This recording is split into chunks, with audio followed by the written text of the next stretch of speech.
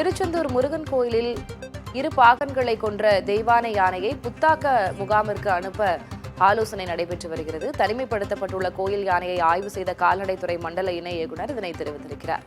Trichy Mudumalai top ஸ்லிப்பில் உள்ள யானைகள் மறுவாழ்வு புத்தாக்க பயிற்சிக்கு அனுப்ப ஆலோசனையில் ஈடுபட்டு வருகிறார்கள். கூடுதல் விவரங்களை வழங்குவதற்காக செய்தியாளர் சுடலைமணி இணைகிறார். சுடலைமணி, என்ன விவரம்?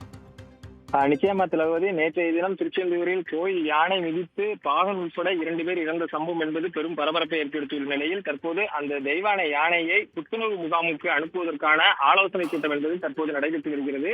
அதாவது திருச்செந்தூர் சுப்பிரமணிய சுவாமி கோவிலில் தெய்வானை யானை என்பது பராமரிக்கப்பட்டு வருகிறது. அந்த 26 வயதாகும் இந்த தெய்வானை யானையை பாகன்கள் 3 பேர் சேர்ந்து தினமும் பராமரித்து வருகின்றனர். இந்த நிலையில் தான் நேற்றைய தினம், அதாவது உதயகுமார் என்ற பாகனின் உறவினர் சிசுபாலன் என்பவர் அந்த யானை அருகே சென்று செல்ஃபி எடுக்க முயன்ற போது யானை மிதித்து அவர் உயிரிழக்கிறார். தடுக்க சென்ற பாகனான உதயகுமாரும் உயிரிழக்கிறார். இந்த சம்பவம் குறித்து தகவல் அறிந்தவுடன் வனத்துறையினர் மற்றும் போலீசார் சம்பவ இடத்திற்கு விரைந்து சென்று உடலை மீட்டு பிரேத பரிசோதனைக்காக அனுப்பி வைத்தனர்.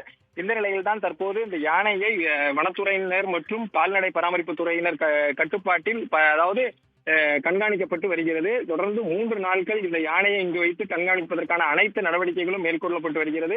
இந்த நிலையில் தான் தற்போது இந்த யானையை புத்தாக்க முகாமிற்கு அனுப்புவது குறித்த ஆலோசனை கூட்டம் என்பது தற்போது தொடங்கியுள்ளது. முதற்கட்டமாக திருச்சி, முதுமலை, டாப்ஸ்லிங் ஆகிய 3 பகுதிகளுக்கு உள்ள புத்துணர்வு யானைகள் புத்தாக்க மறுவாழ்வு மையத்திற்கு அனுப்புவதற்கான ஆலோசனை என்பது இந்த பகுதியில் நடந்து வருவதாக தெரிகிறது. அதைத் தொடர்ந்து கால்நடைத்துறையின் துணை மண்டல இயக்குனரும் இந்த யானையை தற்போது ஆய்வு மேற்கொண்டு வருகின்றார். அவரோடு கோயில் தக்கார் மற்றும் வனத்துறை அதிகாரிகள், அதேபோல் வருவாய்த்துறை அதிகாரிகளும் தற்போது இந்த ஆய்வை தொடங்கியுள்ளனர். இதைத் தொடர்ந்து தற்போது இந்த 3 நாட்கள் முடிவு பெறும்போது யானையை முழுமையாக ஆய்வு செய்து அதன் பின்னர் யானை என்ன நிலையில் இருக்கிறது. ஏற்கனவே 3 நாட்கள் இந்த யானையை பொறுத்தவரை தினந்தோறும் 3 சுற்று, அதாவது கோயிலை சுற்றியுள்ள கிரிபிரகாரத்தை சுற்றி 3 சுற்று தினமும் சுற்றி வரும். தினமும் குளிப்பதற்காக அங்கிருந்து சுமார் 500 மீட்டர் தொலைவில் உள்ள நீச்சல் குளத்துக்கு சென்றது வழக்கம்.